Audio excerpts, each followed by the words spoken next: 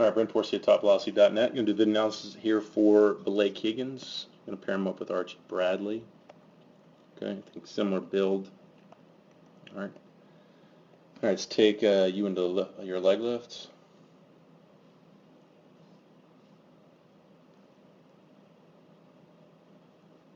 Take Bradley into his leg lifts. Okay, kind of similar, both of you. Alright, everything looks fine. I like to see you moving inside your drive leg into your leg lifts. You're moving early. Everything's closed off. We see that closed off. He's closed off. Okay. Let's take you into your load. So you can see right out of the gate your lift leg is coming down pretty fast. So we see this moving faster than this, or basically really more specifically, this is moving faster than the front hip. The front hip needs to be moving as fast as that leg, and that will take the drive leg down. So here's the point where you start to open your front foot. You can see it's opening significantly at this point. So let's stop you here.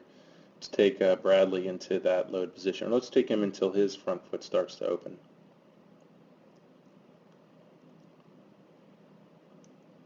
All right. He's in a similar position than you. Let's see what he does from there. It looks like he holds that position. So I got to speed it up and see when he drives. Okay. So there he is initiating his drive right there. So you can see he's still holding that position. Let's see when you initiate your drive. Somewhere right there. Okay. So we look similar. I just see some key differences. Now look at the linear aspects of that leg. Not as ideally as linear as I'd like. Big guys have a hard time getting down like little guys, forward and down. You're probably in a similar position there, so I'll give you that. It's the only key difference I see. You're losing torsion. He's holding torsion. So that knee is still out, so he's not losing stability. So look at it this way too. If we see the break in your leg, look how his is going the other way. So indication you're collapsing. So what you're doing is you're just going to open, and this is going to roll over and collapse down. He's going to open, but this is going to drive through because he still has a stable leg with good torsion in it. Also watch your arm. Your arm's already moving into the cock position. His arm isn't. Okay. So let's take you into front foot strike. This is where I'm going to try to sync you guys up, and I think we'll see them really significantly change. So let's watch you moving together. Okay. All right. So his video is in slow motion, so it's not syncing up well. All right. So let's just take you into front foot strike. So notice you open your front leg, your back heel pops up in your back leg. So really not much of a drive into front foot. You did push into, you did push yourself out and create a long, decent stride, but there wasn't any really burst of speed or force production through triple extension. If we watch Archie here, he continues, or he starts pushing himself out, and then here he goes and opens front side and then really kicks and drives the back side through. So you see when he hits front foot, his not only foot is extended and through, but it's that point it's already coming off the rubber at this point. So look, he's hitting here at front foot, into triple extension.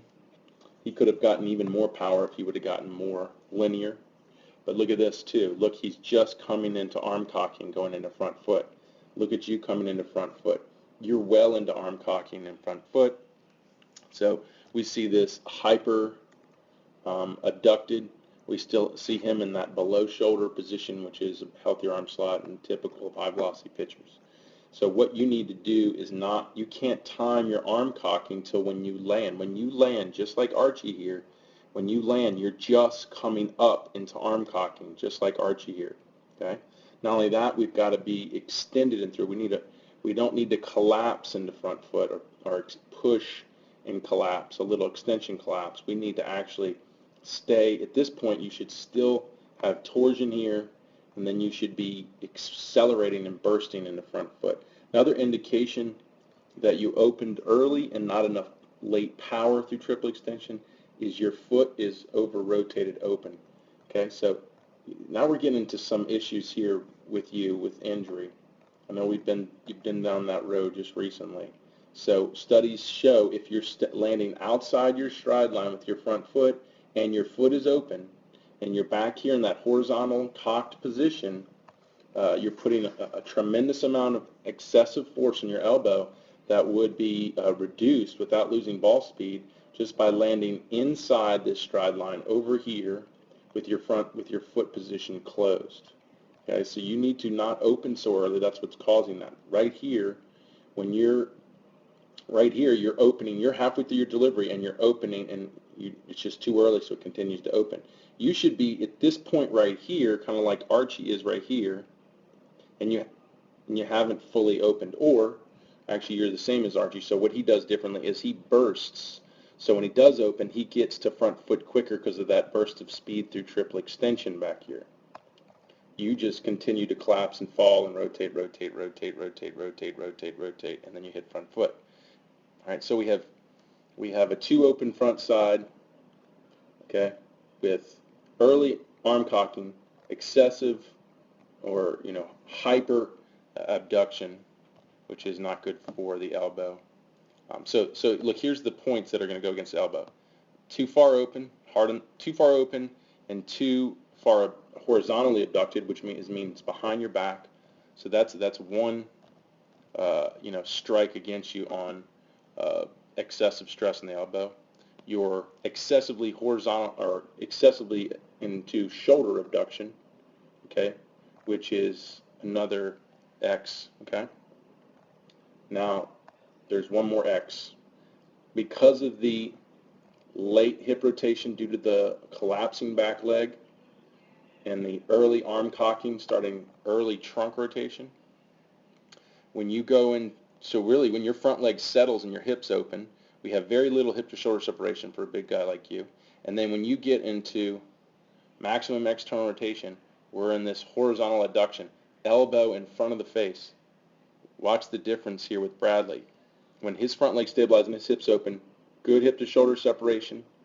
Look at that early external rotation, early or last, very little or none horizontal adduction. So you're in front of the face, he's behind the face. So that's your last strike against you.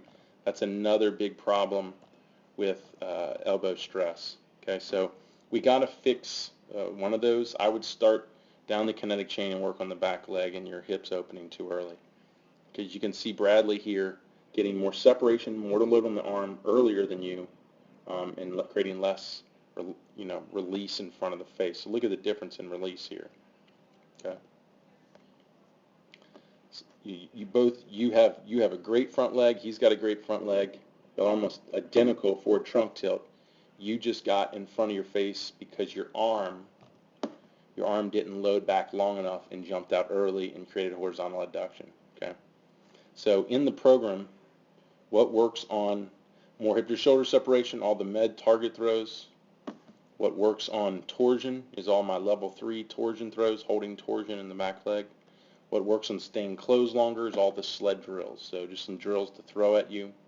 But through all of those drills, work on these timing aspects.